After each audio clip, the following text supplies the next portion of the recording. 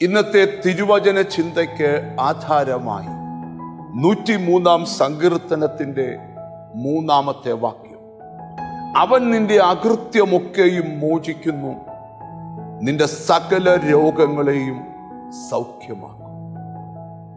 സങ്കീർത്തനക്കാരനായ ദാവീദ് വെളിപ്പെടുത്തുകയാണ്, നിന്റെ അകൃത്യമെല്ലാം മോചിക്കുന്ന ദൈവം, നിന്റെ സകല രോഗവും സൗഖ്യമാക്കുന്ന ദൈവം. വേദപുസ്തകം വെളിപ്പെടുത്തുന്ന ഒരു കാര്യമുണ്ട്, ലംഘനം മറച്ചു വെക്കുന്നവന് ശുഭം വരികയില്ല, ഏറ്റുപറഞ്ഞുപേക്ഷിച്ചാൽ കരുണ ലഭിക്കും. ചിലരുടെ രോഗകാരണം പാപമാണ്. നമ്മുടെ വാഴ്ത്തപ്പെട്ട കർത്താവ് ഈ ഭൂമിയിലായിരിക്കുമ്പോൾ 4 പേർ ഒരു പക്ഷപാതക്കാരനെ എടുത്തുകൊണ്ട് വന്നു.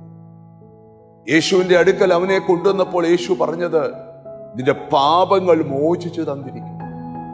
അപ്പൊ അവന്റെ രോഗകാരണം പാപമായി.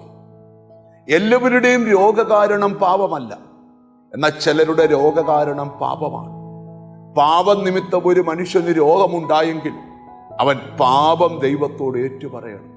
യാക്കോബിന്റെ ലേഖനം, രോഗിയായാൽ സഭയിലെ മൂപ്പനെ വരുത്തണം. അവർ തമ്മിൽ പാപങ്ങൾ ഏറ്റുപറയും, ഒരുവന് വേണ്ടി എണ്ണ പൂശി പ്രാർത്ഥിക്കണം, എന്നാൽ രോഗശാന്തി ഉണ്ടാകും. അടുത്ത വാക്യം നിങ്ങൾ ശ്രദ്ധിക്കണം, അവൻ നിന്റെ സകല രോഗങ്ങളെയും സൗഖ്യമാണ്. എൻ്റെ കർത്താവ് സൗഖ്യദായകനാണ്. ഈ മെസ്സേജ് കേട്ടുകൊണ്ടിരിക്കുമ്പോൾ പാപനിമിത്തമോ പൈശാചികത്വ നിമിത്തമോ നീ രോഗിയാണെങ്കിൽ വേദപുസ്തകം പറയുക, നിന്നെ സൗഖ്യമാക്കാൻ കഴിയുന്ന ഒരു യേശുവുണ്ട്. ഇന്ന് രാവിലെ ആരെയൊക്കെയോ ദൈവം സൗഖ്യമാക്കുന്നവ ഞാൻ കാണുക. നിത്യരോഗി എന്ന് മുദ്രയടിക്കപ്പെട്ട, ഏതു മരുന്ന് കഴിച്ചിട്ടും സൗഖ്യമില്ലാതിരിക്കുന്ന ചിലരെ ഈ ദിവസങ്ങളിൽ ഗിലെയാദിലെ തൈലം പൂശി എൻ്റെ കർത്താവ് സൗഖ്യമാക്കട്ടെ. ചിലർ ചോദിക്കുന്ന ഒരു ചോദ്യമാണ്, എന്നും ഞാനിങ്ങനെ രോഗിയാണോ? മാനസിക രോഗങ്ങളുണ്ട്, ശാരീരിക രോഗമുണ്ട്. ഏറ്റവും കൂടുതൽ ശാരീരിക രോഗത്തെക്കാൾ മനുഷ്യൻ മാനസിക രോഗം അഭിമുഖീകരിച്ചുകൊണ്ടിരിക്കുക. മാനസിക പ്രശ്നങ്ങൾ, മാനസിക രോഗത്തിനാണ് ഏറ്റവും കൂടുതൽ മനുഷ്യൻ മരുന്ന് കഴിക്കുന്നത്. എന്നാൽ യേശു പറയുക, ഞാൻ നിന്റെ സകല രോഗത്തെ സൗഖ്യമാക്കും.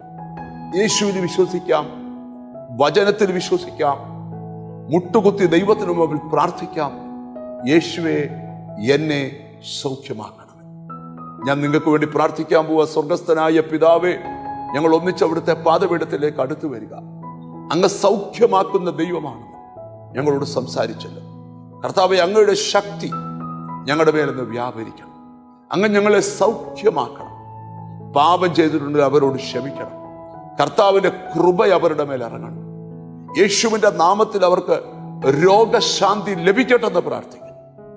എന്നോട് ചേർന്ന് പ്രാർത്ഥിക്കുന്ന മക്കളെ നിന്റെ നാമം ചൊല്ലി പിതാവിൻ്റെയും പുത്രന്റെയും പരിശുദ്ധാത്മാവിൻ്റെയും നാമത്തിൽ അനുഗ്രഹിച്ച് പ്രാർത്ഥിക്കുന്നു. അവർ സൗഖ്യമാകട്ടെ, യേശു ക്രിസ്തുവിൻ നാമത്തിൽ തന്നെ. ആമേൻ. യേശു നിന്നെ നിശ്ചയം സൗഖ്യമാക്കും. God bless.